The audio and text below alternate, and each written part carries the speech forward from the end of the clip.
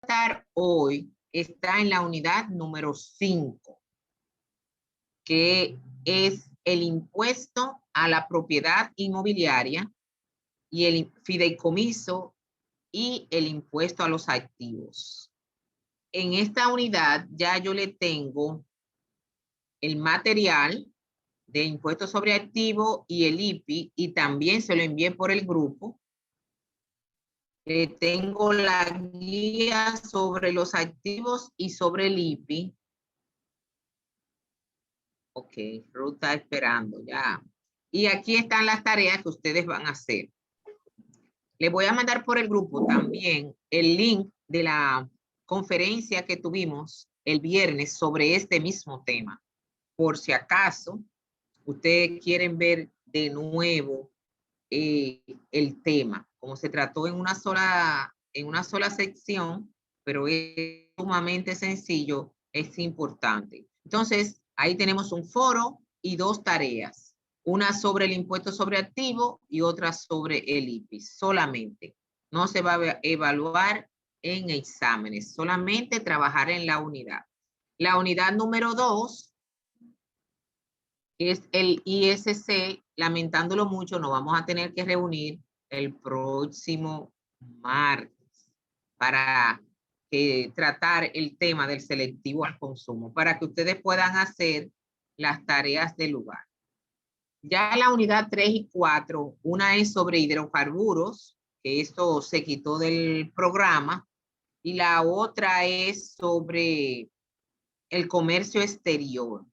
Y ese no nos va a dar tiempo, pero yo me imagino que cuando usted esté haciendo una maestría, usted lo podrá completar. Pero lo que nosotros tenemos que hacer aquí en tributación 1 y 2 a ustedes es darle todo lo que está en el código tributario. ¿Qué está en el código tributario? El impuesto sobre la renta, el ITEVIS, que se dio en el tributación 1, ¿verdad? El impuesto selectivo al consumo, que lo vamos a tratar la semana próxima, y el impuesto sobre activos. Cuando ya un maestro toca esos 4 puntos,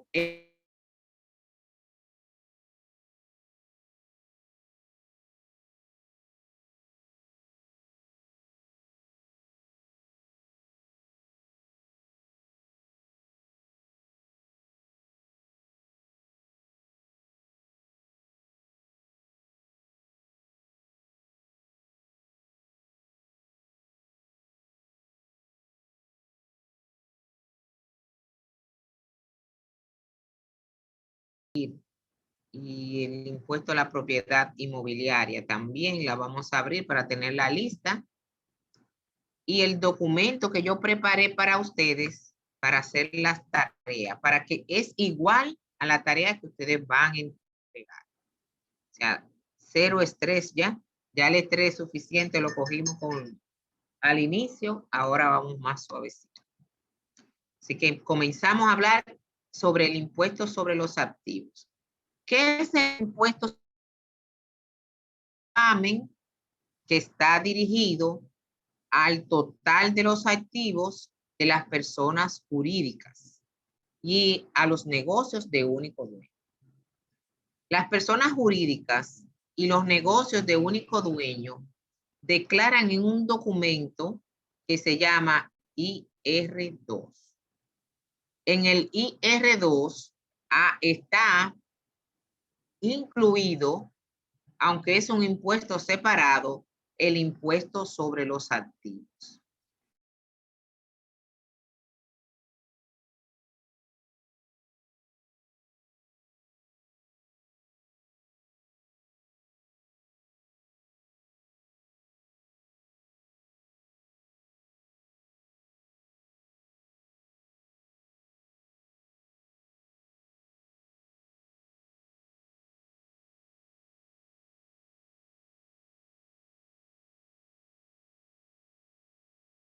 Disculpen, sociedades comerciales. Oye, ¿no tuviste beneficio? Pero págame el 1. ¿El 1 de qué? Sobre tus activos. O sea,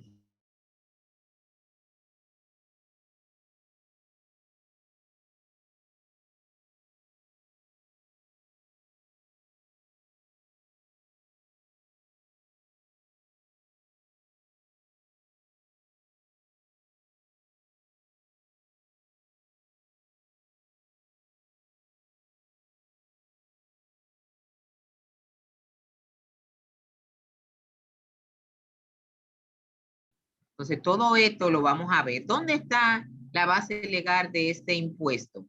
En el título 5 del Código Tributario, que debió de eliminarse en el 2016. Pero no ocurrió así. Yo le voy a contar esa historia. Yudelka tiene una pregunta. Permiso, lo que pasa es como que se me había frisado varias veces, no sé si era yo o qué, pero que voy a verificar, si vuelve y se me frisa, profe, para que entonces grabe usted, porque la grabación va a estar muy cortada. Pues vamos a grabar las dos. Ah, ¿Qué ok, te parece? ok, perfecto. Vamos a grabar Yudelka y yo para evitar, ¿verdad? Si es mi internet que está fallando o es el de ella, así nosotros evitamos cualquier inconveniente. Déjeme, por favor, grabar.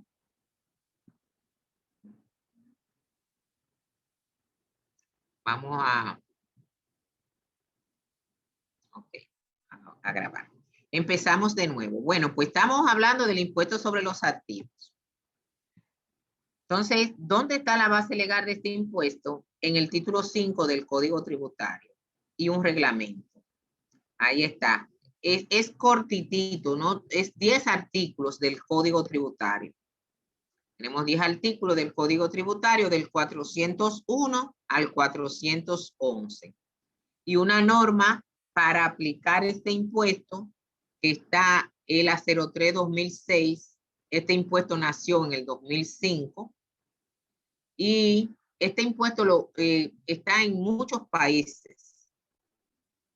Por ejemplo, cuando tú te compras una casa en Estados Unidos, tú tienes que pagar un impuesto anual que ayuda a ese sector a ayudarte con la basura, aunque tú la pagues aparte, con la recogida de la nieve, con el mantenimiento de la calle.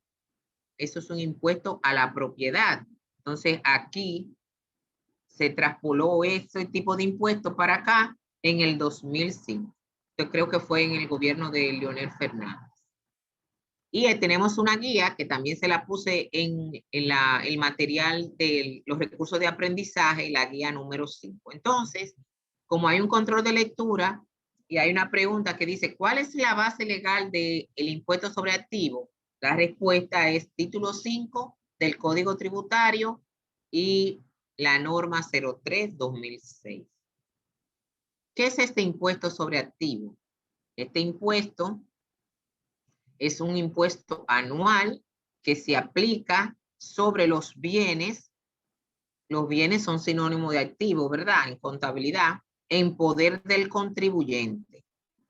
Sean estos personas jurídicas con operaciones o no. O sea que si yo tengo una sociedad comercial que está en nombre de un edificio y yo lo tengo cerrado ese edificio, yo no voy a pagar sobre operaciones porque nadie me paga alquiler, pero voy a pagar el 1% del valor de ese bien. O sea que por eso que le digo, o es el impuesto sobre la renta que pago o es el impuesto sobre activo, pero en el año algo voy a pagar. ¿Verdad que sí? Uno de los dos. O los dos, como le voy a enseñar. Entonces, con operaciones o no. O de una persona física con negocio de único dueño. Recuerden que hay personas físicas que hacen un oficio independiente, los profesionales o aquellas que son plomeros, ebanistas, pero también hay personas físicas que hacen comercio, que tienen una ferretería, que tienen una farmacia o un colmado. Entonces, cuando una persona física hace comercio, que compra y vende o fabrica, se llama así, persona física con negocio de único dueño. Entonces, cuando una persona jurídica o una persona física con negocio de único dueño que declara en el IR2, va a tener que declarar su impuesto sobre los activos. ¿Qué grava este impuesto? Eso está en el artículo 412. Grava el total de los activos, incluyendo de forma específica los inmuebles. Acuérdense que hay activos tenemos los activos corrientes, los activos fijos, que son inmuebles, en ocasiones, como el terreno y el edificio, pero a veces son muebles, como es un carro, ¿verdad? O una maquinaria que tú la puedas mover. Y otros activos. ¿Qué grava este impuesto? La suma de esos tres activos. Entonces, esos activos lo va a gravar con el 1% no ajustado por la inflación. Ustedes saben que algo que yo compro a 3,000 pesos en el año 2000, ahora en el 2021, eso puede costar fácilmente $500,000 de pesos. El 1%, voy a tomar el total de mis activos sin el ajuste por inflación. Pero le voy a deducir la depreciación, la amortización, las reservas para cuentas incobrables, excepto en aquellas empresas que no tenemos operaciones. O sea, cuando una empresa, como yo les dije ahorita, el edificio que yo tengo cerrado, que lo tengo para alquilar, pero yo decidí que no voy a alquilarlo y lo cerré, yo no tengo operaciones, pero tampoco voy a poder quitarle la depreciación, ¿no? Ni nada por el estilo, porque cuando tú no tienes operaciones, no puedes deducir nada para aplicar este impuesto, que es algo injusto, porque un edificio cerrado se deprecia igual que uno abierto. Así que esto de no deducirle nada cuando no hay operaciones es algo que yo considero injusto. Un carro parado y un carro caminando se deprecia igual, para que ustedes lo sepan. Ahora, que tiene más millas, pero no importa cuántas millas tú corras si tú le das mantenimiento adecuado. Pero nada. Dice aquí lo mismo que hablamos en esta parte anterior, pero vamos a leer bien el artículo 402 que dice, el que para fines de este impuesto se entiende como activo imponible o base imponible el valor total de los activos, incluyendo de forma expresa los que no se mueven, o sea, los inmuebles, que figuran en el estado de situación o balance general del contribuyente, no ajustado por la inflación, y luego de haberle deducido la depreciación, la amortización y la reserva para cuentas incobrables.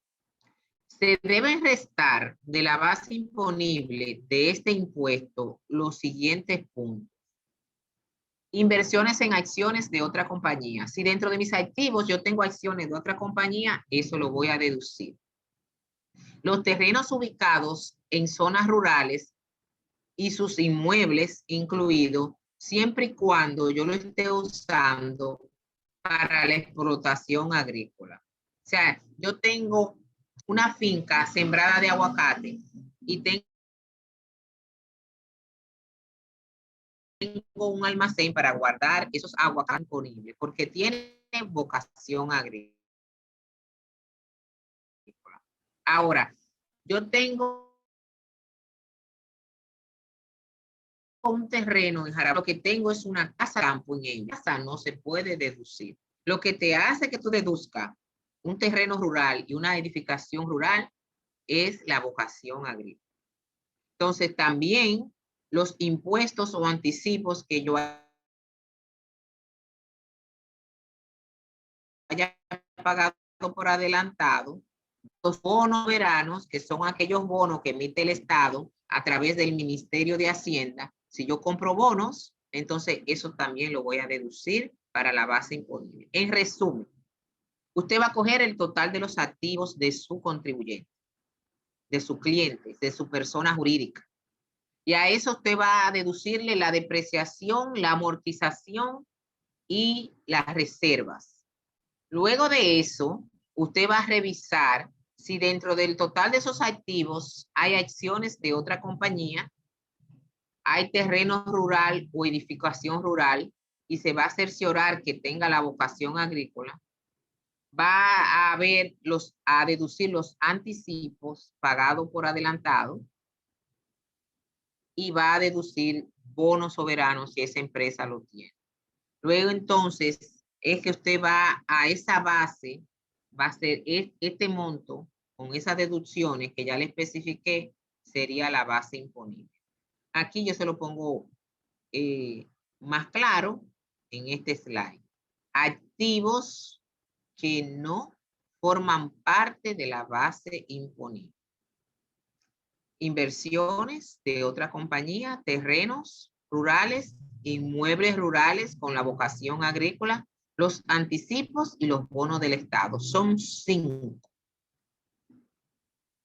Que usted va a ver todos los activos del contribuyente y va a ver si hay uno de estos, entonces usted lo va a poder restar. Lo importante de esto es que la declaración jurada del impuesto sobre activo, eso está. Tiene casillas, o sea, usted nada más tiene que leerlo con cuidado y lo va a poder poner. Hay ciertos sectores que están en el artículo 403 que el pago de los activos no va a ser sobre el total de los activos, sino que va a ser solamente sobre el total de los activos fijos. No es lo mismo total de activos que total de activos fijos. Acuérdense que los activos se clasifican en 3 grandes grupos, como les dije, corrientes, fijos y otros. Entonces, hay sectores como el sector eléctrico, Edenorte, Edesur y todas las generadoras de electricidad, que van a pagar solamente sobre el total de los activos fijos. Hay otro sector, que es el sector del sistema bancario, bancos comerciales, cooperativas, asociaciones de ahorro, van a pagar este impuesto nada más sobre el total de los activos fijos. Hay otros sectores como la administradora de fondos de pensiones, las famosas AFP, que solamente va a ser sobre el total de los activos fijos. Todas las empresas que trabajan en el sector de seguros, vendiendo seguros contra incendios, terremotos y todo lo demás, tampoco va a ser sobre el total de los activos, sino sobre el total de los activos fijos. Eso está en el artículo 403. Ahí está, yo se lo explico. Compañías que trabajan en la bolsa del sector financiero, ¿verdad? Compañías del sistema de seguridad social, las administradoras de fondos, pagarán este impuesto sobre la base total de sus activos fijos, deducido la depreciación del lugar. Esa ya la vimos, lo que vamos a deducir de la base imponible. ¿Quiénes no pagan el impuesto sobre activo? Aquellos contribuyentes que por una ley especial, ¿verdad? O por haber firmado un acuerdo internacional no van a pagar impuestos sobre la renta, tampoco van a pagar el impuesto sobre activo. Por ejemplo, las zonas francas. Las zonas francas por una ley especial no pagan impuestos sobre la renta. Pues si no paga impuestos sobre la renta, tampoco pagará impuestos sobre activo. Las organizaciones no lucrativas, las famosas ONG, no pagan impuestos sobre la renta, pues tampoco pagarán impuestos sobre activo. Las empresas que están acogidas a la ley de incentivo de la frontera, la 2801, por ejemplo, no pagan impuestos sobre activo por un periodo de 30 años o de 20 años, tampoco pagarán el impuesto sobre la renta. ¿Entendieron? Si no pagan impuestos sobre la renta, también están exentas del impuesto sobre los activos. ¿Quiénes pueden solicitar una exclusión temporal? Primero, ¿qué es una exclusión temporal? Porque creo que en el foro le pregunto eso. Una exclusión temporal es yo restar de la base imponible del impuesto temporalmente ese monto, ¿verdad? Por ejemplo, yo tenía en el 2019 10 millones de pesos de total de activos. pero para el 2020 tengo 16 millones. O sea que yo aumenté en más del 50% mi total de activos de un periodo a otro. Entonces yo puedo pedir exclusión temporal. ¿Por qué? Porque esta empresa hizo una inversión en capital intensivo. Entonces, ¿qué es el capital intensivo? Cuando una empresa invierte en activo fijo más del 50% que tenía el año anterior. La mitad de 10 son 5 millones. Entonces, si yo tenía 10 en el 2019 y ahora en el 20 tengo 16, quiere decir que yo invertí intensivamente en activos. Entonces, yo voy a poder solicitar exclusión temporal. Ahora bien, si usted no pide esa exclusión mediante una correspondencia a la DGI, no se la van a dar, ¿eh? Así que, ojo con esto, que esto es un consejo que vale dinero. Aquellas empresas también que por su naturaleza o su actividad vayan a instalar o a fabricar algo que vaya a durar más de un año. Imagínense que usted va a hacer una nave nueva en la zona franca. No, la zona franca está exenta. Que usted va a hacer una nave nueva en la fábrica suya de zapatos, ¿verdad? Y usted va a empezar empezó en el 2020, pero según lo proyectado, se la van a entregar en el 2021, en abril de 2021. Entonces, para usted no pagar el 1% de esa construcción que está en proceso, usted va a pedir una exclusión temporal con evidencia, con la ubicación del ingeniero, con la foto y todo lo demás. Usted va a decir que usted solicita que se le excluya temporalmente esta construcción en proceso para el cálculo del impuesto sobre activos, ya que se va a ser terminada según cotización o ubicación del ingeniero fulano de tal. Y le va a poner lo que dice el ingeniero. Entonces, ese año, si usted cumple con los requisitos, usted va a poder hacer la exclusión temporal. ¿Quiénes más van a pedir exclusión temporal? Hicieron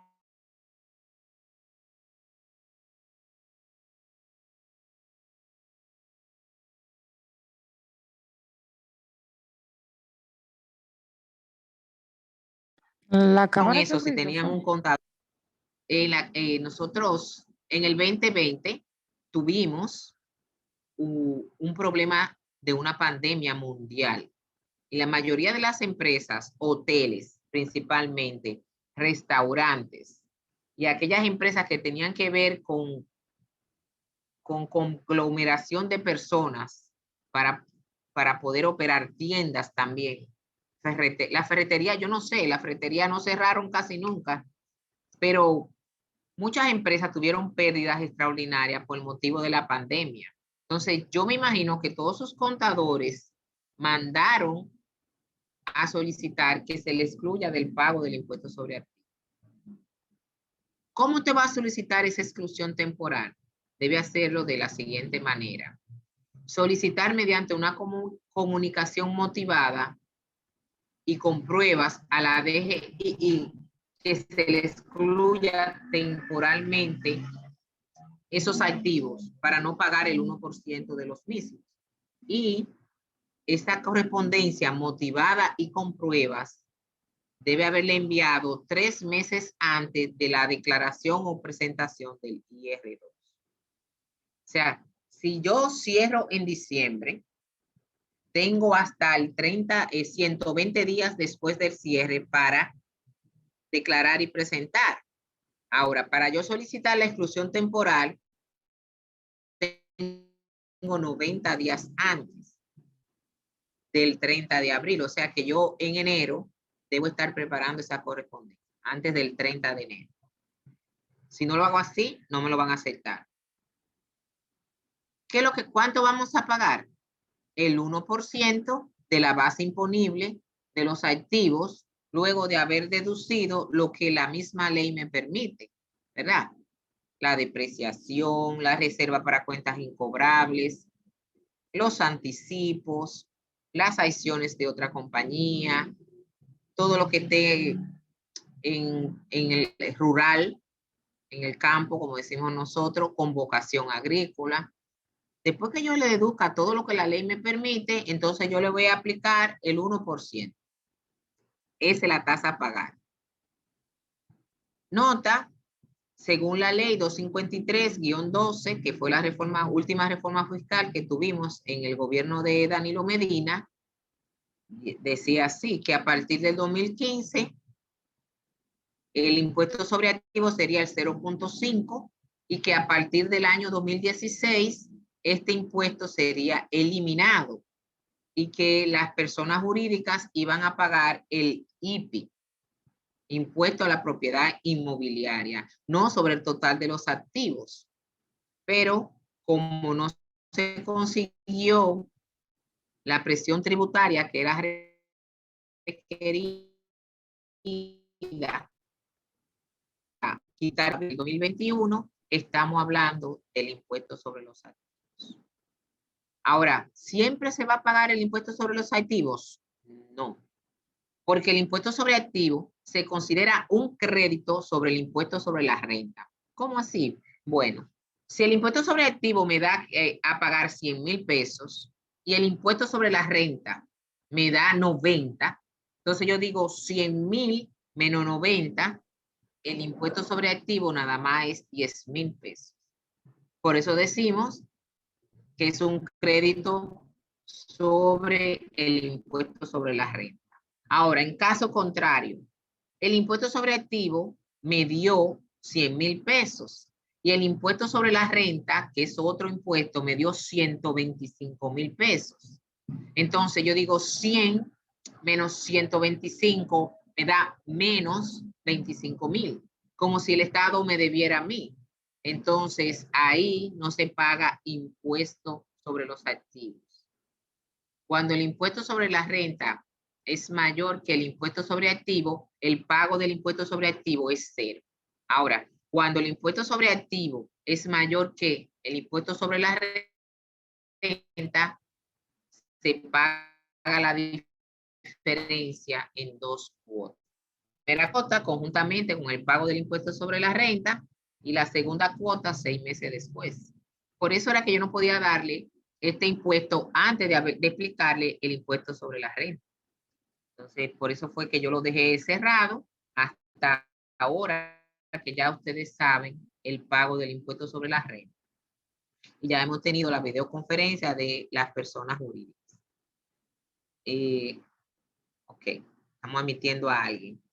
El artículo 400, recuerden que este impuesto está del 401 al 411, solamente 10 artículos. En el artículo 407 cita así: el impuesto sobre activo es un crédito contra el impuesto sobre la renta. Dice así: el monto liquidado por concepto del impuesto sobre activo se considerará un crédito sobre el impuesto sobre la renta correspondiente al ejercicio fiscal que estamos declarando. Eso se va a entender mejor con los números. Aquí está el famoso artículo de la reforma fiscal de la ley 253-12, que se lo pregunto en una de las tareas, que hay un control de lectura, que especifica la reforma fiscal 253-12. Ahí era que explicaba lo que ya yo le puse en un slide, que en el 2015 la tasa de este impuesto iba a ser 0.5% y que en el 2016 iba a quedar eliminado. Pero eso no se logró por el párrafo número 1 que decía que si no se logra una presión tributaria de 3.25, entonces no se iba a eliminar. Y no se logró. Estoy aceptando a Aris Lady varias veces y entonces no la veo. Una joven levantó la mano y se me fue de la pantalla. No sé. Sí, profe, era yo para decirle que aceptara a una muchacha que está escribiendo en el grupo, pero como usted la mencionó. Ah, sí, gracias. Sí, le he dado 2 veces a Arislady, espero que pueda entrar ahora. No sé por qué no puede entrar. Bueno, pues vamos a seguir. Miren, aquí le puse dos ejemplos. ¿Cuándo procede pagar el impuesto sobre activo y cuándo no procede? Dice que en caso de que el monto del impuesto sobre activo sea superior, como en este caso, al importe que debemos pagar del impuesto sobre la renta, el contribuyente va a pagar la diferencia en 2 cuotas. Ejemplo, el impuesto sobre activo, 500,000 pesos. El impuesto sobre la renta me dio 450,000. El activo es superior. Entonces yo digo 500 menos 450, 50,000. Eso voy a pagar de impuesto sobre activo en 2 cuotas. 50% cuando pague esos 450 y el otro 50% 6 meses después. Entonces, no les digo fecha exacta porque recuerden que hay 4 fechas para declarar el impuesto sobre la renta de una persona jurídica. Ahora, el caso contrario, si el impuesto sobre la renta que se declara en el IR2 fuera 800,000 y el impuesto sobre activo fuera 500,000, yo diría 500 menos 800 me daría menos 300,000. Entonces, el pago del impuesto sobre activo sería 0. No procede el pago. Ahora, lo bueno de todo esto es que cuando yo llene mi declaración jurada de impuestos, esto sale solito. Pero tenemos que aprenderlo a hacer a mano para poder dominar los conceptos. ¿Qué pasa? Que en ocasiones yo tengo un saldo a favor en el impuesto sobre la renta, pero debo de pagar el impuesto sobre activo. Entonces yo debo de solicitarle a la DGI 30 días antes del pago que me compense el saldo a favor que yo tengo de impuestos sobre la renta con lo que yo tengo que pagar del impuesto sobre activo. Y dice aquí la ley, es posible compensar el impuesto sobre los activos con los saldos a favor que tenga el contribuyente del impuesto sobre la renta. Si dicho saldo es producto de yo haber pagado por anticipado más de lo que me puedo declarar, ustedes saben que a mí me ponen a pagar anticipos, suponiendo de que yo me voy a ganar lo mismo el año anterior o más. Pero ¿qué pasa? Por motivo extraordinario no pasó eso. Entonces yo tengo un saldo a favor porque yo anticipé más. Entonces yo en ese momento, cuando yo hago el cálculo, yo puedo solicitar que lo que yo tengo a favor del impuesto sobre la renta se me autorice compensarlo con lo que yo debo pagar sobre los activos. Pero si no lo pido, ya saben. ¿Qué pasa si yo pago después de la fecha establecida? Lo que hemos aprendido de que si pasa la fecha de pago que dice la ley, entonces por cada mes o fracción de mes me van a calcular el 10% de mora y un 4 progresivo si es más de un mes y un 1.10% por cada mes o fracción de mes. Esta es la parte teórica del impuesto sobre los activos. Si tienen alguna pregunta o esperan que yo les haga el ejercicio para que ustedes de una vez vean cualquier cosa que no entiendan, pues me dicen si sigo o no. ¿Cómo vamos? ¿Vamos bien? Sí, profe. Ok. Pues vamos aquí a hacer un ejercicio. Aquí yo le voy a presentar los datos para calcular el impuesto sobre los activos. Y aquí es donde está esa viñeta ahí. Le digo que esa empresa se ganó 1.200.000 de utilidad neta antes de pagar el impuesto. Recuérdense que el impuesto sobre la renta se declara primero y después se declara el impuesto sobre activo. Ese es el orden. No puede hacerlo uno el impuesto sobre activo antes, porque recuerden que el artículo 407 dice que el impuesto sobre activo se considera un crédito sobre el impuesto sobre la renta. Quiere decir que el impuesto sobre la renta se debe preparar primero. Aquí yo le hice como los pasos, ¿verdad? Primer paso, determina cuánto se ganó, cuánto debe de pagar de impuestos sobre la renta a la empresa. Luego, segundo paso, determinar el impuesto sobre activo. Le puse un ejemplo. Y el tercer paso es determine si procede el pago o no. Eso sería como si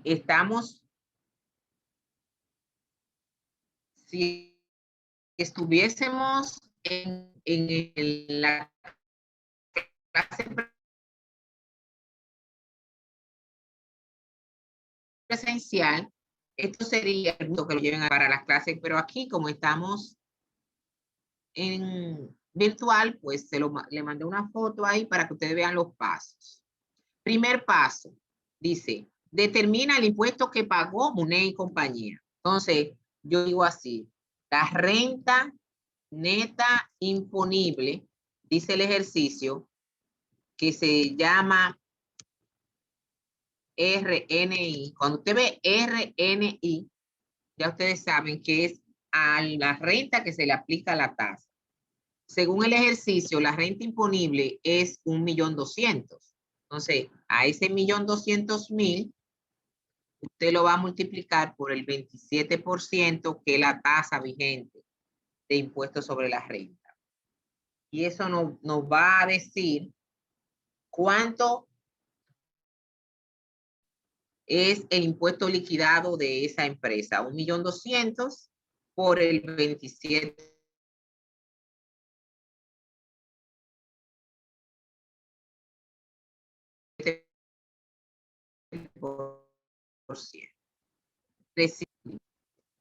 Que ya yo lo envié, que se declaró en el IR2. Ya es enviado. Porque esto se hace primero. Por eso le puse primer paso. Ponerlo en amarillito para cuando ustedes estén estudiando, lean bien esa nota. Eso es lo primero que usted tiene que hacer. Aplicarle a la renta neta imponible, aplicarle la tasa. Ahora, el segundo paso es, ¿cuánto vamos a pagar del impuesto sobre los activos? Entonces, según el ejercicio, dice que esta empresa tiene un total de activos de 90.200.000. Entonces, yo lo voy a poner aquí. 90.200.000. O sea, total de activos que está en el balance general que se declara en el anexo A del IR2. Luego, menos activos que están exentos.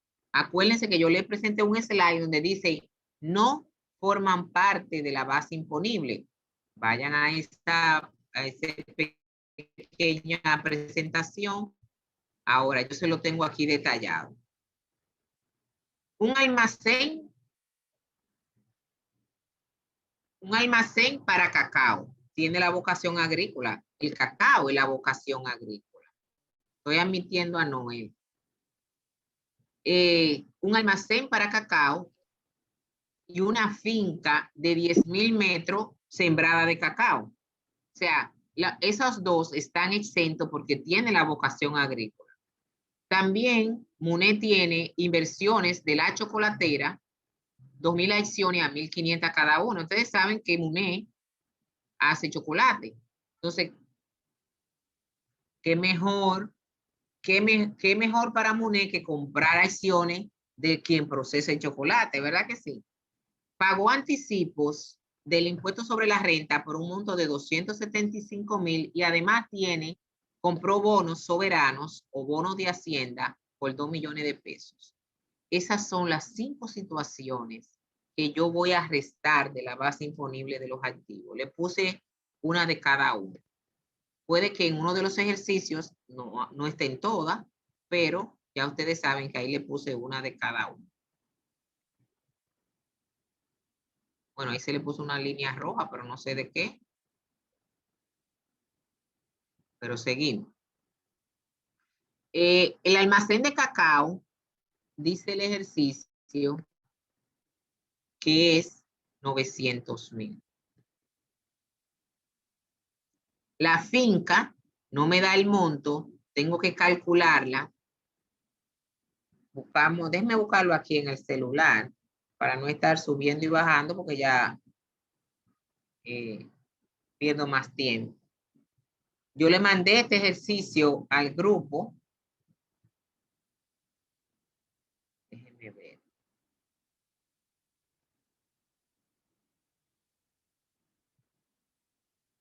Sí. Aquí está. Hay un almacén de cacao valorado en 900,000, ya lo tenemos. Una finca que tiene 10,000 metros y el metro por ese lugar es a 700 pesos. Eso me da 7 millones de pesos, creo. Sí, 7 millones de pesos. Ese es el valor de la finca. Tiene inversiones en acciones, según el ejercicio.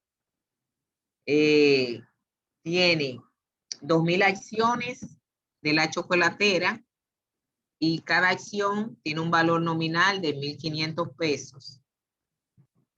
Eso nos da, multiplicamos.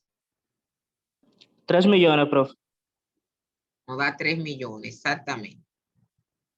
Todo eso se deduce, Noel, creo que fue Noel que habló, de la base imponible del impuesto. Pagamos anticipo, que está en el artículo 314 del código, nos obliga a pagar por adelantado de algo que yo no me he ganado. Pagamos anticipo, según el ejercicio, de 275,000. Alguien que me vaya sumando, por favor. Y tenemos bonos soberanos por 2 millones de pesos. Todo esto yo lo puedo deducir de la base imponible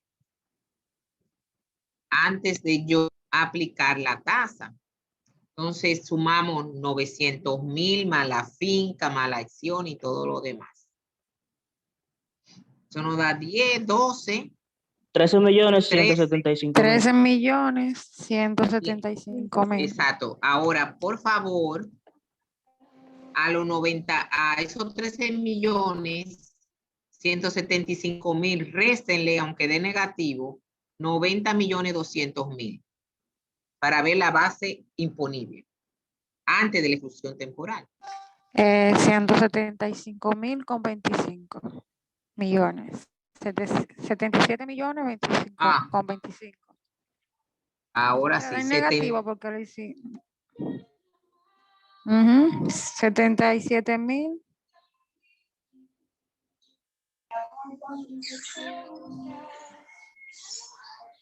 $77,025,000. 5,000. Está bien. Correcto. Ahora, en el ejercicio hay una exclusión temporal que el contador cumplió con los requisitos que dice la ley. Mandó la carta 90 días antes y la mandó con evidencia y la DGI le dijo, ok, está bien. Tú lo vas a puedes estarlo en el 2020. Dice, la DGI le autorizó una exclusión temporal por una construcción de una nave nueva en el 2020, pero que su terminación se va a hacer en el 2021. El monto que se ha invertido en esa nave nueva es de 4 millones de pesos. Entonces yo voy a poder restar temporalmente, ahí dice máquina, ese es el otro ejercicio, nave nueva. La nave como ese, la construcción, una nave, así que le dicen yo. Entonces, de 4 millones de pesos. Si yo no hago lo que dice la ley, yo voy a poner a mi contribuyente a pagar el 1% de 4 millones, que son 40,000 pesos. Así que hay que entender lo de la exclusión temporal y conversarlo con el cliente, porque en ocasiones el cliente me quiere llamar a mí en marzo o en abril, que yo no puedo hacer nada. Yo tengo que concientizarlo. Mire, usted me tiene que llamar a mí en noviembre. Si yo le voy a hacer la declaración del año, usted me tiene que llamar en noviembre para yo hacer un corte en noviembre y que solamente me quede pendiente diciembre. Porque si yo tengo que hacer diligencias para poderlo ayudar, yo no puedo esperar a la última hora porque hay plazos que vencen. Yo se lo explico, ¿verdad? Pero si me llamó en abril, ya yo no puedo ayudarlo con la exclusión temporal. Porque yo tengo que hacerlo esto, como dice la ley, 90 días antes, ¿verdad? Pero, se lo explico. 77 millones, 25 mil menos 4 millones, me da, me imagino, 73 millones, ¿verdad? 73. 0.25. Así que da. Sí, sí, maestra. Okay. Ahora sí ya yo tengo la base imponible. 73 millones 025. Ahora multiplíqueme esa base imponible por la tasa del impuesto, que es el 1%. 730.250. Ok, mi querida. Eso te da el impuesto sobre activo. Ahora tú vas a hacer el tercer paso a ver si procede o no el pago del impuesto sobre activo. Recuerden que yo debo de comparar cuál de los dos es mayor que qué. Si el impuesto sobre activo es mayor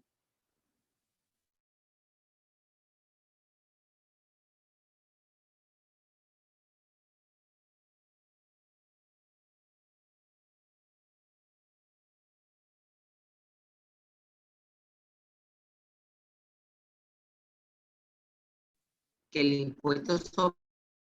impuesto sobre los activos, sobre la renta, es 324,000.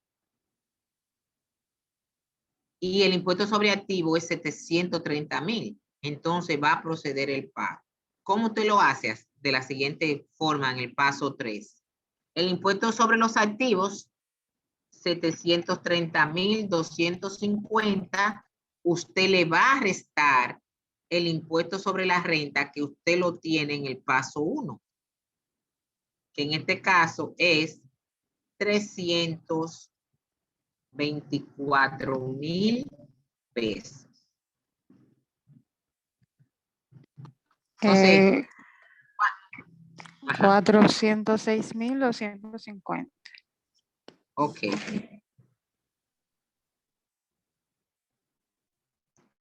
406,250.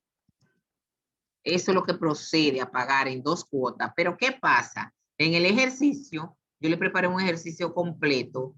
Yo le puse otra cosita que está ahí. Déjeme ponerle una viñeta. Porque eso está como todo tan juntito ahí.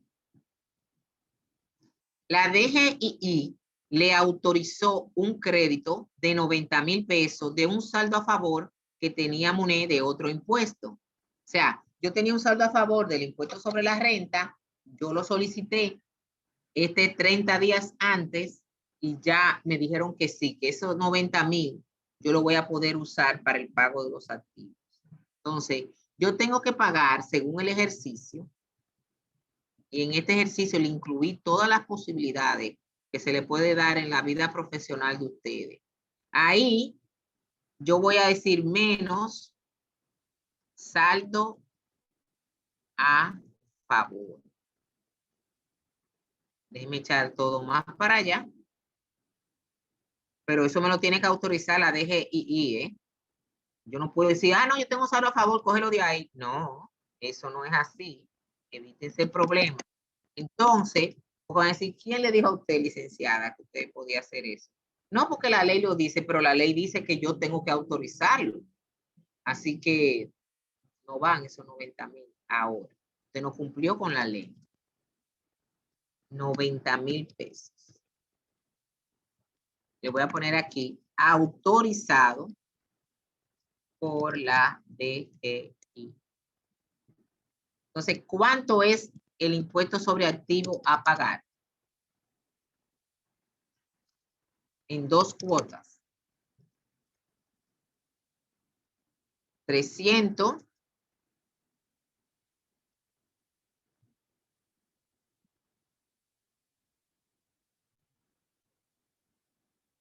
$16,000, ¿verdad? 250. Sí, así, 316,000. Sí.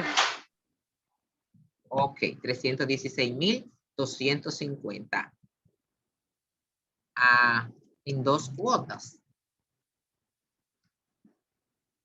La primera, conjuntamente, cuando pague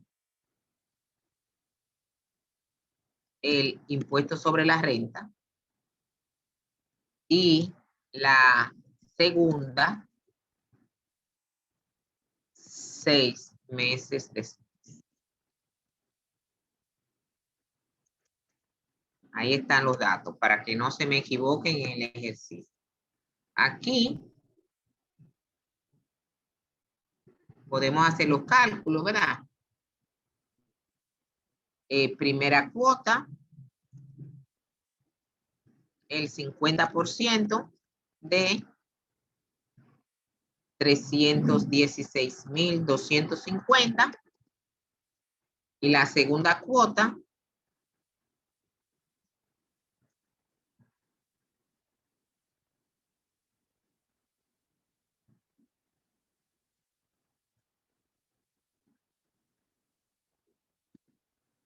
¿quién ya sacó el 50% de 316,250?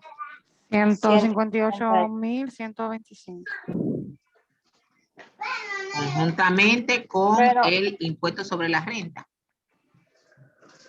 ¿Alguien iba a preguntar algo?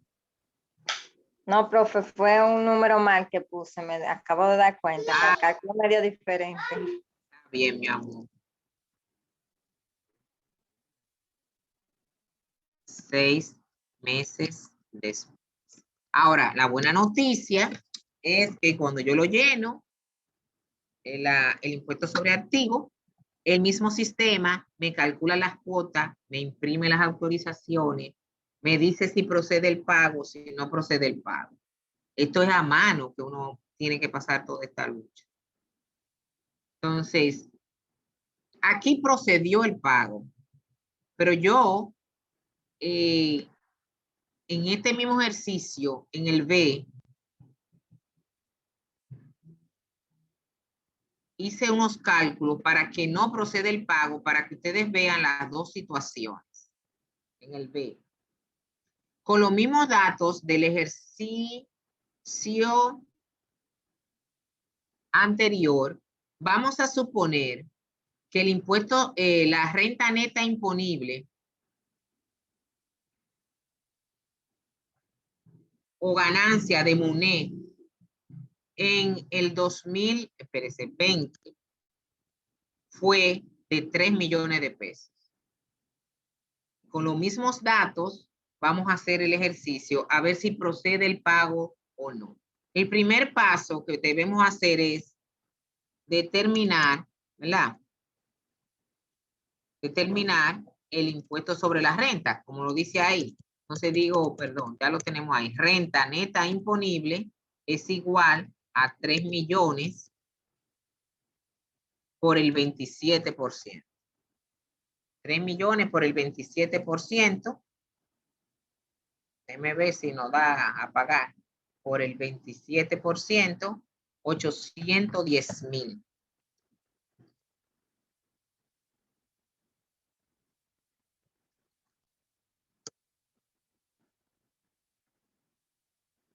Liquidado, ¿verdad? En el IR2. Recuerden que eso se hace primero.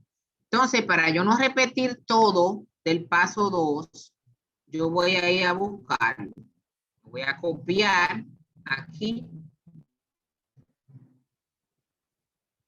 Vamos a copiarlo, a seleccionarlo y a copiarlo.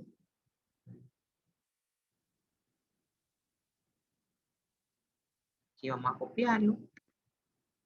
Y vamos a borrar aquí esto.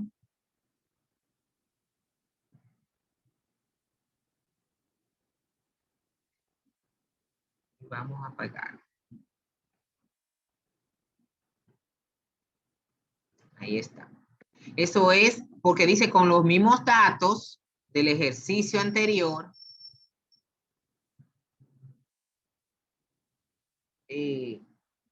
Ahora solamente cámbiame el dato de que ganamos más dinero. 3 millones de pesos. Ahora yo dejo todo así y me dice que yo debo de pagar del impuesto sobre activos 730. Ahora me voy al tercer paso a ver si procede el pago o no. El impuesto sobre activo es 730,250 y el impuesto sobre la renta ahora es 810,000. Esto me va a dar negativo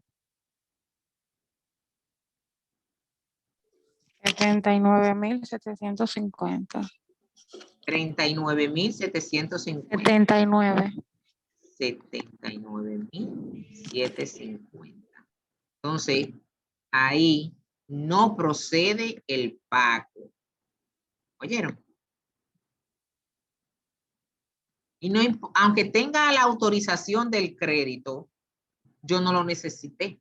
Se guarda para el año siguiente, ¿verdad que sí? No procede el pago del ISA, ya que el impuesto sobre la renta es mayor que el impuesto sobre activo, dice la ley. Entonces, cuando el impuesto sobre, cuando te den un número negativo, cuando tú compares, te den un número negativo, tú vas a decir 0. 0 ISA. El ISA es 0. ¿Verdad? Profe, entonces si daría positivo, tú tendría que pagar.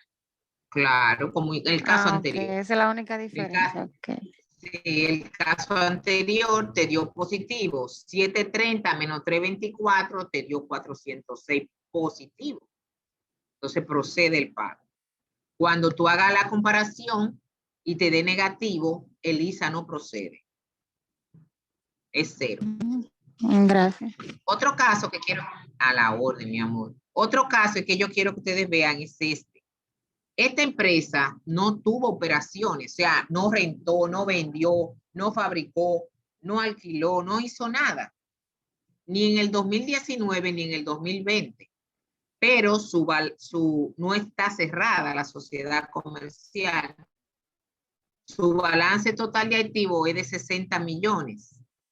Y tenía una depreciación acumulada de 1.900.000. Determinar el pago del ISA.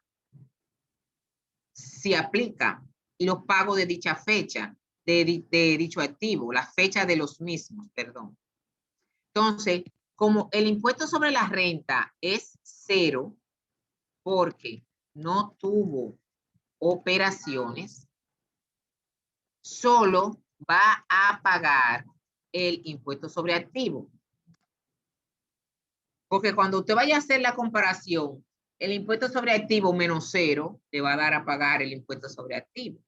Entonces, no pueden deducir nada si no hay operaciones. ¿Vieron? Entonces, el ISA sería 60 millones por el 1%. Lo va a tener que pagar sobre el valor de los activos sin restarle nada. Eso no da ¿cuánto?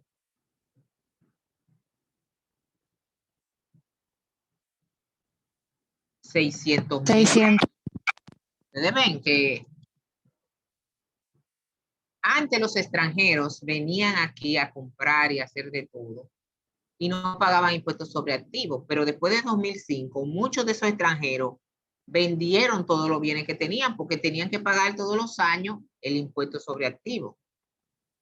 ¿Entienden?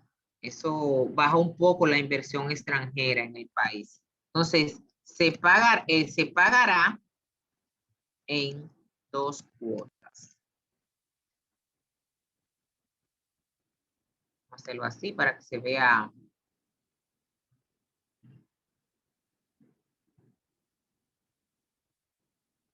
Una cuota y vamos a entrarle la segunda, ponerle la segunda cuota. Esto lo vamos a pagar así.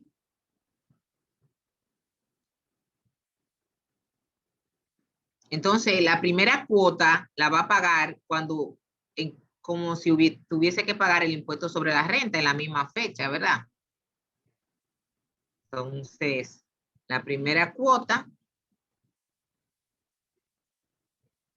50%, serían 300,000. 300,000. Ajá. Y la segunda cuota, 50%, serían 300,000. Esta primera cuota la va a pagar en la fecha de pago de impuestos sobre la renta. No le pongo fecha porque, como les dije, hay 4 fechas de declaración y presentación de las personas jurídicas. Y estos 6 meses después. Quería que vieran ese caso. Entonces, el otro caso que está ahí es lo mismo que ya presentamos. Eso no se lo voy a hacer porque me quiero ir al impuesto sobre activos. Pero ya ustedes tienen 3 casos explicados ahí. Espero que con eso sea suficiente para ustedes poder llenar sus prácticas y poder completar los ejercicios. Ok, vamos ahora a otro impuesto que no está en el código y yo se lo voy a regalar, ¿verdad? Que es el IPI. El IPI es un impuesto muy parecido al impuesto sobre la red, al impuesto sobre activo. Lo único que aquí, ¿quiénes pagan el IPI? Las personas físicas. Y este es más viejo que el impuesto sobre activo. Este fue creado con la ley 1888 en el 1988, mientras que el impuesto sobre activo fue en el 2005. Entonces, este impuesto sobre la propiedad inmobiliaria debe ser pagado por los contribuyentes que tienen bienes inmobiliarios llamadas personas físicas. Ejemplo de bienes inmobiliarios, terreno y mejora. No hay más nada. Son los activos por excelencia que son inmobiliarios porque están adheridos a la tierra. Vamos a suponer que Ana Meili tiene, oigan todo lo que tiene Ana Meili, tiene una casa en Sajoma, pero no tiene vocación agrícola. Es una casa de ella ir a veranear, vale 6 millones de pesos. Tiene una casa en los cerros de Gurabo, donde ella vive normalmente, que vale 10 millones. Ya tiene 2 propiedades que valen 16 millones. Más un terreno en la calle El Sol de 500 metros que vale 10 millones más. Entonces, Ana Meiri, que es persona física, tiene en bienes inmobiliarios 26 millones de pesos. Ella va a pagar IPI. ¿Por qué? Porque cuando sumamos todos los bienes inmobiliarios que ella tiene, sobrepasan los 8.138.353,26 que dice la ley. que todas las personas físicas que tengan bienes inmobiliarios que excedan de 8.138.000 van a pagar del excedente el 1%.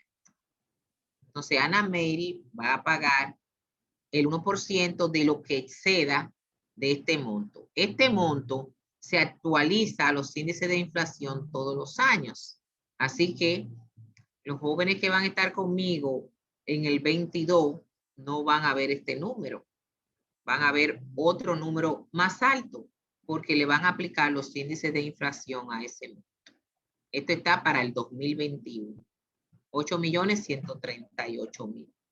En el 2020 eran 7.710.000. Le aplicaron los índices y subió este monto. Bueno, pues un impuesto anual que se aplica sobre la suma total del patrimonio de la persona física, como Ana Mary, cuyo valor sea mayor a 8.138.000. También se aplica a los establecimientos comerciales que son dueños personas físicas, independientemente de dónde estén ubicados.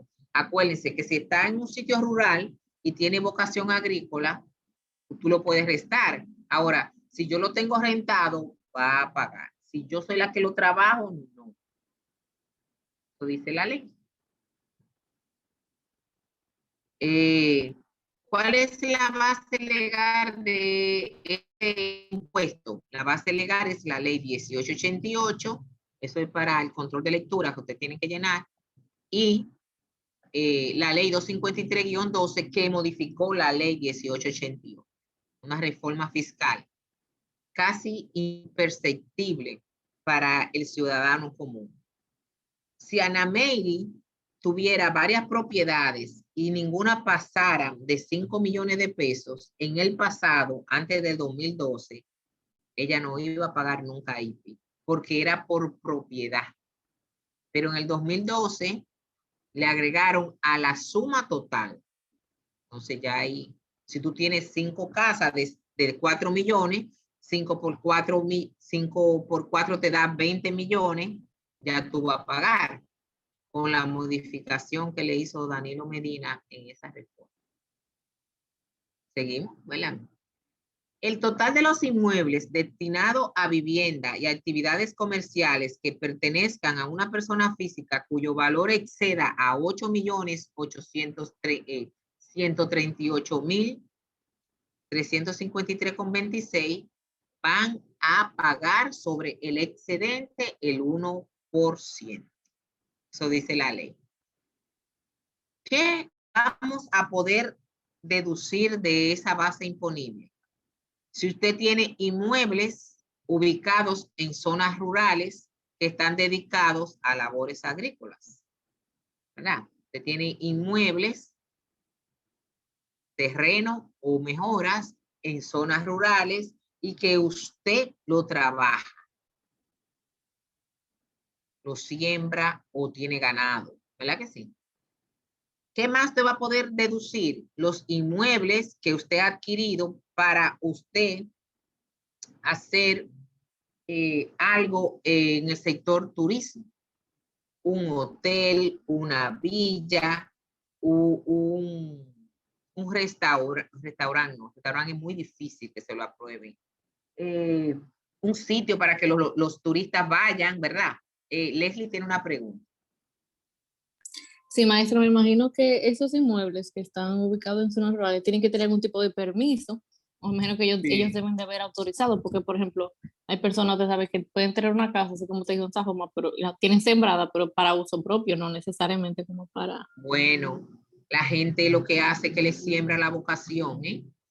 Toda esa gente que está en Jarabacoa y en Constanza, tienen un capataz que le cuida la casa y ese capataz siembra guandules, plátano, y tiene 2 o 3 gallinas. Si vienen de la DGI, tiene vocación.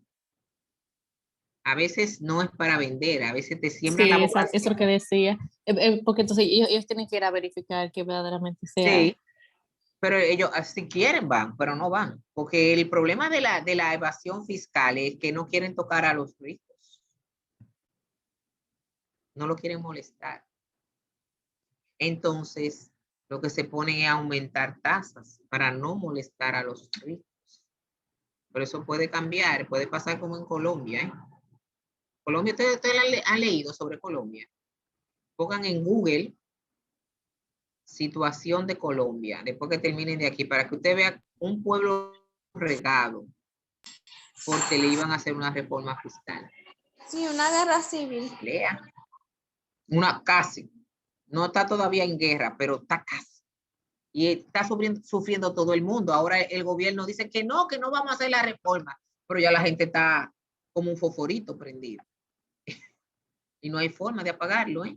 Han matado mucha gente, pero también han matado policías. Tienen un grave problema en Colombia. Es una pena. Pero nada, es que la gente se cansa, señores, porque que ahí, no quieren soltar. Eso es hasta un día, eso va a pasar aquí también, ustedes verán. Los inmuebles, no se lleven de mí, los inmuebles acogidos a fomento turístico. Imagínate que Evelyn es alemana, Evelyn Simons es alemana, y ella viene para acá a poner un hotel para Puerto Plata.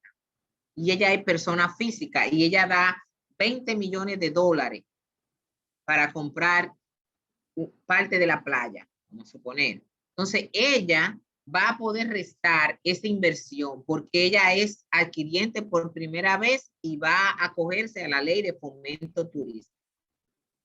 Y no va a pagar el 1% nunca, a menos que ella venda eso. Quien compre va a tener que pagarlo, pero mientras ella lo maneje, ella no va a pagar porque se acoge a esta ley. Ahora bien, Danilo le puso una tapa al pomo y dijo, bueno, no entra nadie nuevo. El que estaba se quedó, pero de 2012 para acá nadie entra a esto. Pero yo creo que eso está en el Congreso para de nuevo aperturar esa ley de incentivo turístico. La vivienda cuyo propietario tenga 65 años de edad. O sea, si su cliente tiene 65 años de edad, esa vivienda es su único bien y tenga el título a nombre de él más de 15 años o 15 años cumplidos, su cliente por esas tres condiciones juntas no va a pagar el impuesto sobre la propiedad inmobiliaria. Y si yo tengo varios bienes inmobiliarios, pero que cuando yo los sumo no llegan a 8.138.000, entonces tampoco voy a pagar porque recuérdense que el excedente. Dice la ley aquí que vamos a restar el punto 2 del 2 al 4, que es vivienda, edificaciones rurales y fincas con vocación agrícola. La forma en que usted adquiera el inmueble no te excluye del pago, pero yo compré esta casa que cuesta 15 millones y yo cogí un préstamo en el Banco Popular, no importa. Usted es suya. ¿Verdad que sí? No importa cómo tú la adquieras, tú vas a tener que pagar el 1% del excedente de los 8.138.000 y pico de pesos.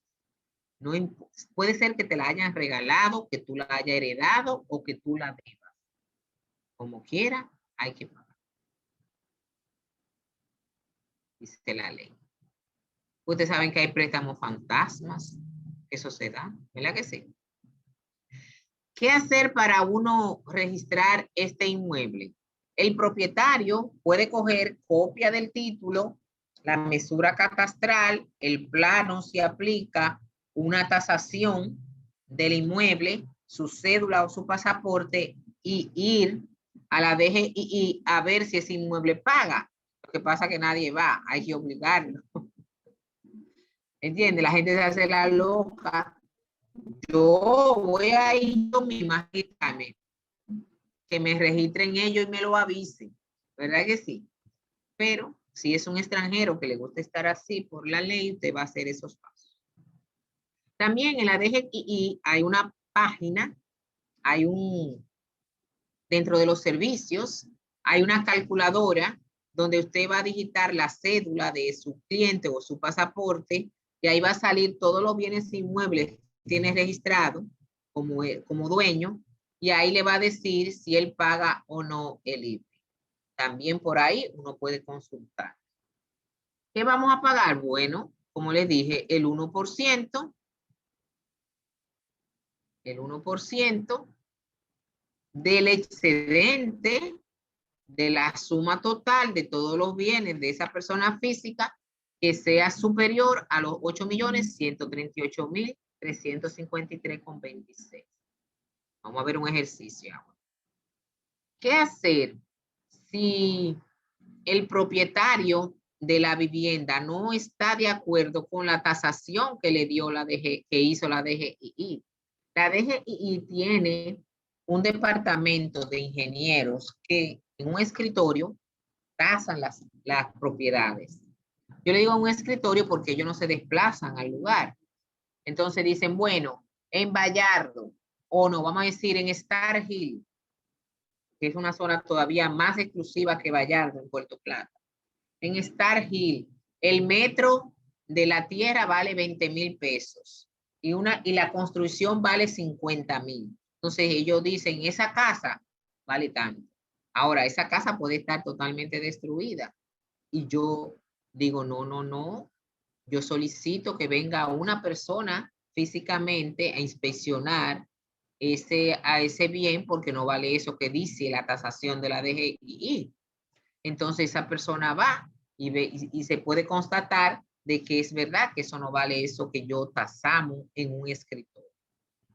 Entonces, tampoco estoy de acuerdo con esa revisión, esa inspección física que hizo ese inspector de la DGII, yo elevo un recurso de reconsideración a Santo Domingo para que me manden un inspector de allá, porque los de aquí, según yo, no saben de eso.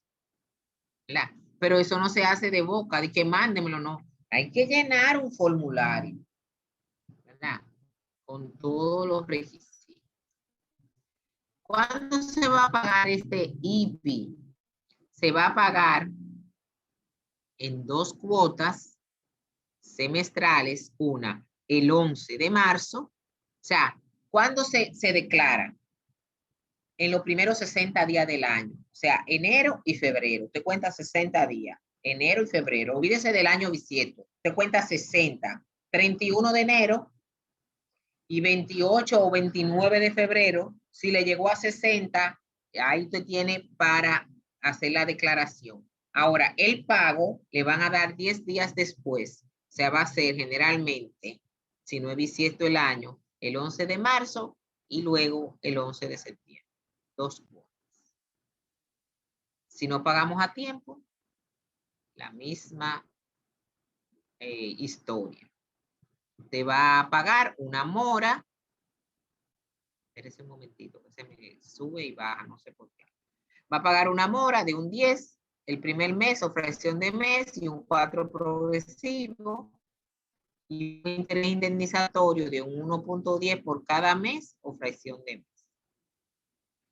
Si usted quiere, si es verdad que Evelyn tiene todos esos bienes que yo dije, y Ana Meiri, entre a la DGII, usted pone consulta del IPI, digita su cédula y ahí va a salir todos los bienes que usted tiene. Así que ya usted sabe, ahí van a salir todos los bienes que usted tiene y si usted paga. Si usted tiene un enamorado, principalmente las jóvenes, que dice que esto es mío, que esto es mío, que esto es mío, trata de conseguir su cédula, entre al IPI, a ver si es verdad, si eso es de ayer. Porque a veces nada más es de que para impresionar. Ya no pueden estar hablando porque ahí va a salir todo lo que él tiene registrado como de. Ahora me puede decir que yo no he hecho el traspaso, ya usted le crea eso si usted quiere. En ese caso.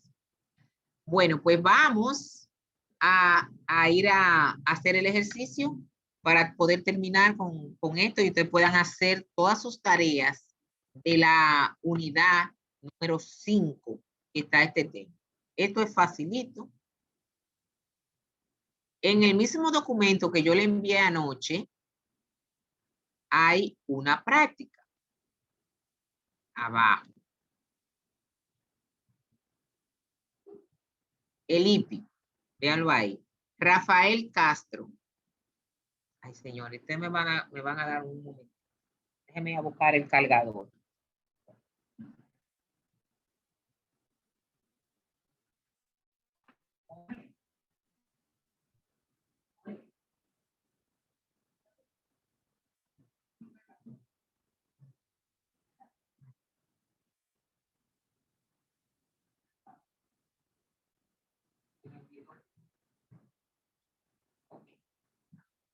Estamos por aquí. Entonces, Rafael Castro tiene 6 propiedades. Y ahí le detallo las propiedades que tiene Rafael. Tiene una finca sembrada de cacao, un almacén para guardar el cacao, una vivienda, un terreno urbano en La Vega, y ahí le pongo el metro, y además tiene un terreno que solo tiene una casa valorada en 2.500.000. Recuerden que si no tiene la vocación agrícola, usted no va a poder deducirlo de la base. Entonces, el primer paso que ustedes van a hacer para trabajar los ejercicios es listar las propiedades de su cliente. Empezamos a listarlo. Una finca, 3.400.000. La vamos a poner ahí. 3.400.000. Usted tiene que pedirle a su cliente que le deje ver el título, 3.400.000. Un almacén, 1.600.000. 1.600.000. Una vivienda en Gascue, 8 millones de pesos. Una cosa muy importante es que cuando un cliente de ustedes haya vendido una propiedad, deben de decirle, debe de decirle que debe de hacer la diligencia del traspaso o de descargarse de ese bien, porque él, si no, él va a seguir registrado en la jurisdicción inmobiliaria que eso le pertenece. Mucha gente vende y compra y se queda nada más con el contrato de compra y venta, pero después tienen un problema de una deuda de algo que ellos vendieron hace 10 años. Así que cuidado con eso. Cuando usted vende de una vez, usted tiene que hacer la diligencia para descargarse de ese bien, para que después no le vengan que esa deuda es suya. Lo que se averigüe el caso, la tiene que pagar el que tiene el título a nombre de eso. El terreno en La Vega, vamos a multiplicar 600 por 2.000. 600 por 2.000. 1.200.000. 1.200.000. Ponerlo aquí porque después dicen, ¿de dónde la profe sacó eso? 2.000. Y la casa de campo que no dice el ejercicio que tiene vocación agrícola, 2.500.000. Entonces, primer paso, por favor, listen lo que tiene esa persona física, que su RNC es su cédula. Es el primer paso. Luego de esto, eso le van a sumar todos los bienes, como dice la reforma fiscal que se hizo en el 2012. Sumamos 3.400.000, 1.600.000, 8 millones, 1.200.000 y 2.500.000. Todo eso posee el señor Castro. 16.700.000. Ahora, a ese total, usted le va a restar los bienes que están exentos, que en este caso es la finca y el almacén de cacao. Usted lo va a sumar. Eso me da 5 millones de pesos. 3.400.000 más 1.600.000. Eso me da 5 millones de pesos.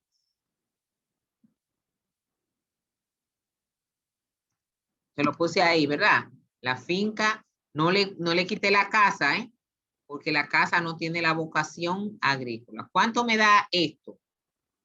11.700.000. A esa bienes grabados, yo le voy a restar lo que la ley establece, la exención del año, que son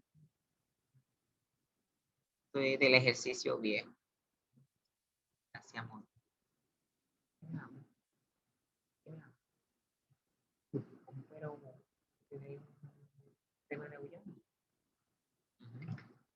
Entonces, la exención del año, que eso varía, 8.138.000 a esos 11.700.000, le vamos a restar los 5 millones, 11.700.000 menos la exención, 8.138.353,26, ¿verdad? 3.561.646,74. Exactamente. Esa es la base imponible. Entonces, a esa base imponible, tú le vas a aplicar la tasa, que es el 1%. Esto es lo que dicen los empresarios, que lo que tiene que hacer la DGI, cobrarle el 1% de los bienes inmuebles, no del total de activos. ¿Oyeron? Por eso era que había una reforma, pero imagínense. Entonces, el IPI a pagar va a ser 35.616,47 si redondeamos. Sí, con 47. Está bien. No te preocupes. No vamos a pelear por un centavito. Lo vamos a pagar en 2 cuotas. La primera, el 11 de marzo, el 50% de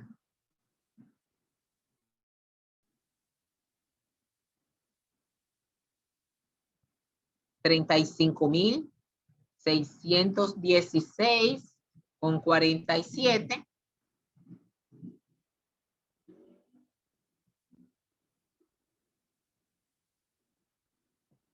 Y el otro 50. Ahora que yo estoy trabajándole esto, yo le trabajé a una cliente que es extranjera y yo le digo, mire, los anticipos se pagan mensuales. Entonces, todos los días antes del día 10 vamos a pagar esto. Me dice ella, ¿cuántos son todos los anticipos? Digo yo, tanto. Dice, vamos a pagarlo todos juntos. Digo yo, y si viene otra situación extraordinaria y qué sé yo, que dice ella, oye, mejor que yo prefiero tener los saldos a favor y no tener que pagar mora por eso. Dígame cuánto es, licenciada, que yo voy a pagar todo junto. Digo yo, oye, hay gente poderosa y ella pagó todo su anticipo junto hasta el 2022. Entonces, dice ella, como quiera me va a quedar a favor. También es bueno trabajar con clientes que conozcan. Porque hay gente que empieza a decir esos ladrones y empieza a pelear con uno. Entonces, si mi cliente tiene la posibilidad, yo le digo, pague esas dos cuotas, páguela ahora, para evitar que el 11 de septiembre se nos vaya a olvidar o a pasar una eventualidad. Pero si no tiene, pues hay que tenerlo eso en mente. El 50% de 35.000, acuérdense que vamos a tener que redondear con 1 centavo, no se me preocupen por eso, que el sistema se lo va a calcular.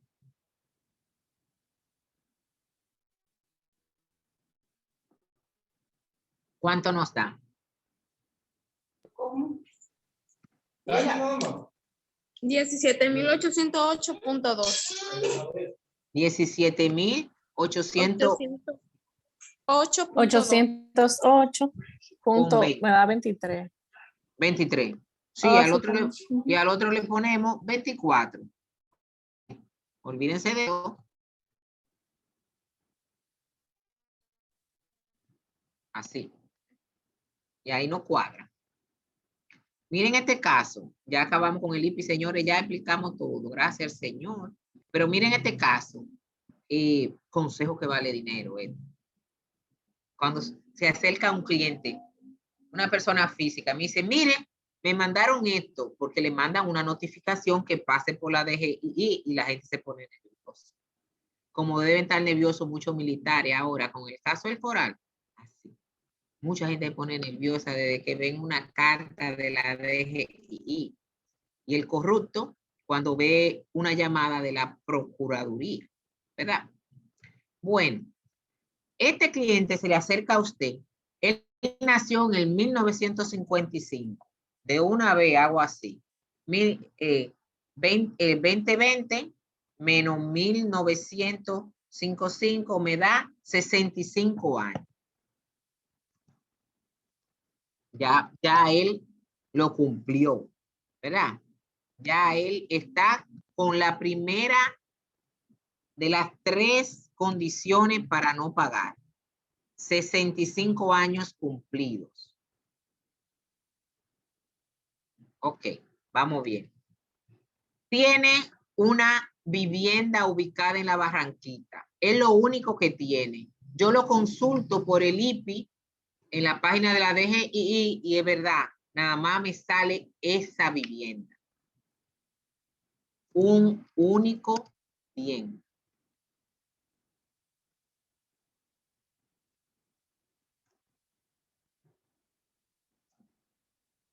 Y dice que él compró esto en el 2005. Entonces digo, 2020 menos 2005, 15 años.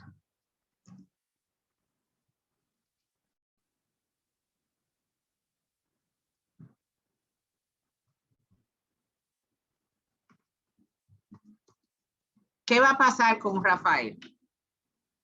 Menor.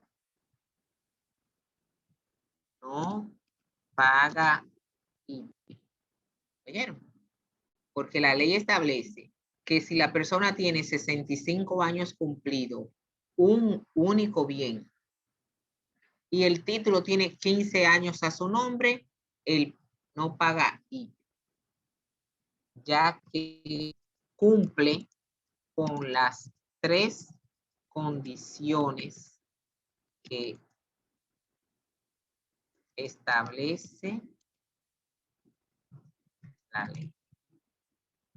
¿Cuál ley? La 1888. Yudelka, levanta la mano. Sí, una pregunta, profe. Ajá. Eso se paga anual, ¿verdad? Anual. Ajá. En 2 cuotas. Exacto. Si esa persona tiene varios años y aplica para que no pague, ¿verdad? Pero está atrasado, vamos a poner un ejemplo, el año anterior, y en ese año tenía 64 años, ¿verdad? Va a pagar nada más de ese año. El atraso, ok. Gracias. Solamente. Y acuérdate, Yudelka, que hay algo que se llama prescripción. Él puede tener 20 años atrasado, pero solamente va a tener que pagar por los últimos 3. Y si en los últimos 3, el último ya él cumplió los 65, nada más va a pagar por 2, cuando tenía 63 años y 64 años. Pero ahí tú vas a tener que cobrar doble, porque primero tú vas a tener que alegar prescripción en virtud del artículo 25 del Código Tributario, y después entonces te va a alegar por la ley 1888 que tu cliente ya cumple con las 3 condiciones en el último año que tiene que pagar. Tiene que esperar que te aprueben la prescripción para después entonces solicitar el no pago cuando él ya cumplió los 65 años. Eso cuenta. Miren, miren a Mari aquí. Este caso de Mari, para que ustedes vean que en ocasiones hay cosas que hay que venderla. Que yo le aconsejo a mis clientes, haga de eso. Eso no le conviene. ¿Usted, verdad que sí? Mari nació en el 1942. Tiene una propiedad en Lomas Mironas, valorada en 15 millones, la cual compró en el 2000. Ya tiene 65 cumplidos, una propiedad y eso, pero tiene una finca en Cabrera que está sembrada de aguacates y tiene un local para almacenar la finca de 2 millones de pesos. Calcular el IPI para Mari. Mari, si no tuviera esa finca, si no tuviera esa finca, ella no pagará ahí. Ella tiene que hacer un análisis si tener esa finca le da beneficios para ella poder seguir pagando el IVA. ¿Entiendes? Porque hay cosas que son románticas. Ah, no, que era de mi abuelo y yo no la quiero vender. No, no, no, no. ¿Entiendes? Ya estamos hablando de dinero. Ah, vamos a darle los dos casos. Si Mari no tuviera otro bienes como la finca y el almacén, no pagara IVA. 65 años cumplidos. Único bien y título con más de 15 años. Ahora bien, aunque esos dos bienes que ella tiene ahí están exentos del IPI porque son rurales y tiene vocación, ya le tumba esta condición de único bien. Entonces va a pagar. Vamos a ver qué pasa. Entonces tengo casa, propiedad, Lomas Mironas, que eso es urbano, 15 millones de pesos. Finca, lo voy a sumar, y almacén de aguacate, 2 millones.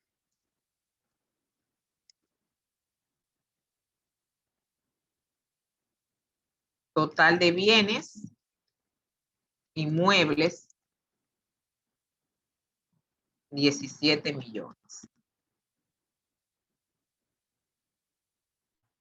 Bienes exentos por la vocación agrícola, la finca,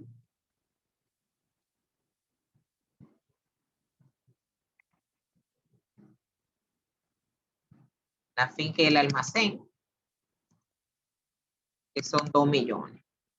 Después yo le pongo la rayita, 2 millones de pesos. La base imponible,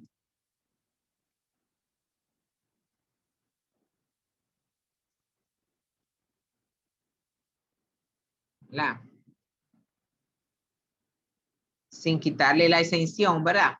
Son 15 millones. A esos 15 millones le deducimos la exención del año,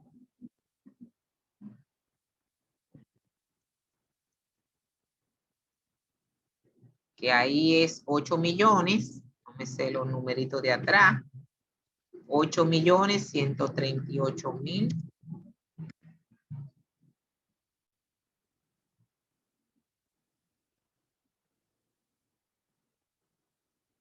Estoy buscando aquí. 8.138.353 con 26. Entonces eso me va a mí a dar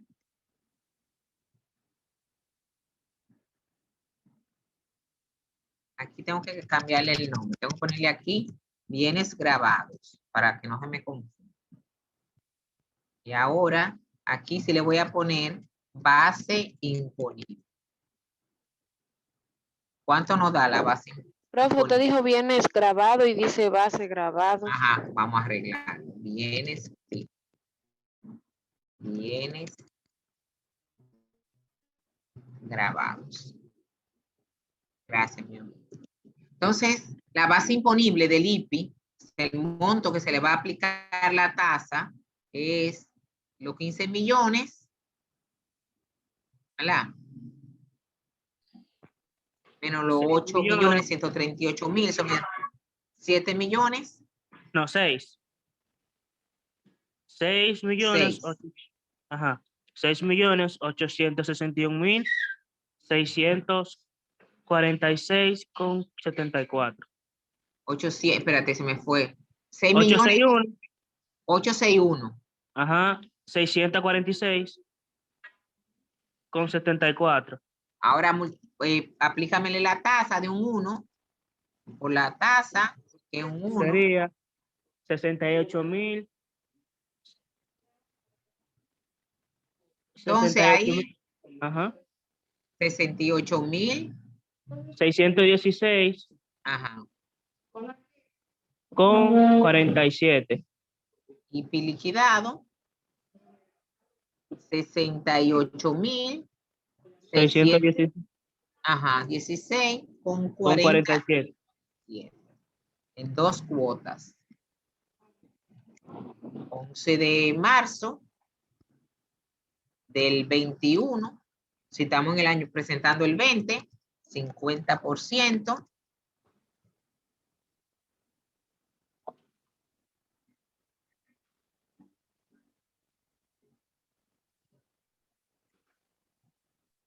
Y el 11 de septiembre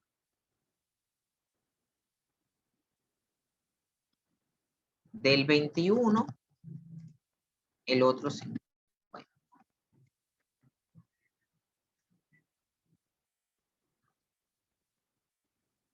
Entonces, ahí es que ya entra el consejo de nosotros, los asesores, a ver si esa finca está dando beneficios de más de 68,000 al año. A veces hay fincas, señores, que lo que se hace uno es que la sostiene. ¿Oyeron? Porque tiene más gasto que lo que genera. Y uno románticamente se queda con ese, esperando que eso cambie, ¿verdad? Entonces, ahí ella tiene que decir si ella tiene beneficio por más de 68,000, porque ese IPI va a tener que pagarlo, porque aunque tiene condiciones de edad y de título, tiene más de un bien.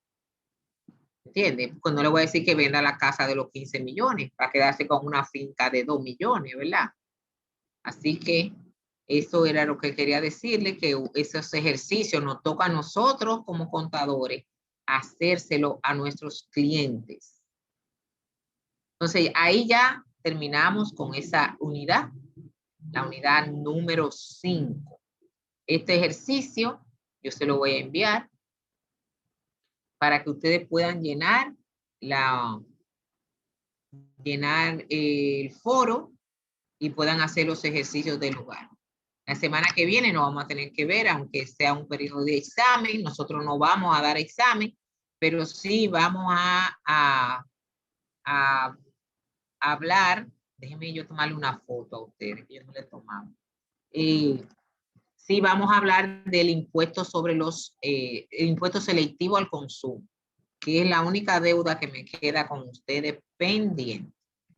Así que yo lo espero el próximo martes a la misma hora para hablar de selectivo al consumo. Vayan avanzando con el ejercicio, ya tienen por dónde subir lo de la gasto admitido y ya tienen listos la unidad número 5.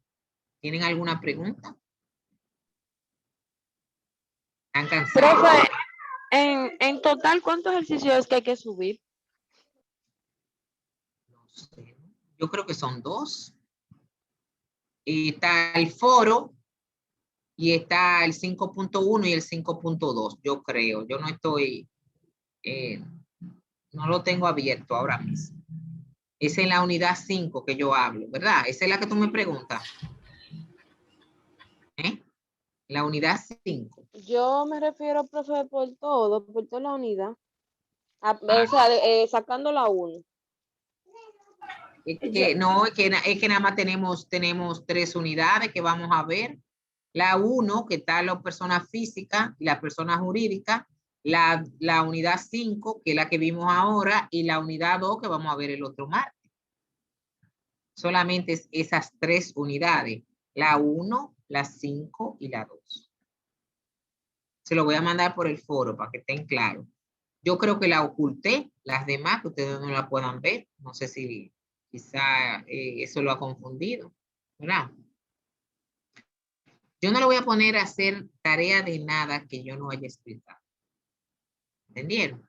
Entonces yo no he explicado otra cosa que no sea la 5, la 1 y el martes próximo la 2. Solamente. Sí, es que la 5 todavía no se ve. Realmente la única que está ahora disponible es la persona física, está el foro 2.1, que es del ISC, el control de lectura y 2 prácticas, pero solo de la unidad 2. La 5 Ok. todavía no está habilitada. Todavía no está disponible. Yo se la voy a abrir ahora. No trabaja en la 2 porque todavía yo no se la he explicado. Pero si usted quiere ir avanzando, se puede ir avanzando. Vayan ahora a las 5. Yo voy a abrirla ahora mismo para que ustedes ya puedan ir trabajando con eso. Entonces nos vemos el próximo martes. Una cosa importante, si usted tiene tiempo, el viernes, yo voy a explicar la unidad 2 al otro grupo. Si usted quiere, yo le voy a subir y lo invito a que participe. Si no, el martes nos vemos. Yo no tengo inconveniente. Profe, perdón, pero el viernes usted va a explicar ¿cuál tema? El ISC. ¿A qué hora es? Perfecto, ¿a qué hora? Ese es a las 6 de la tarde. Si usted quiere, no quiere juntarse de nuevo con uno el martes próximo.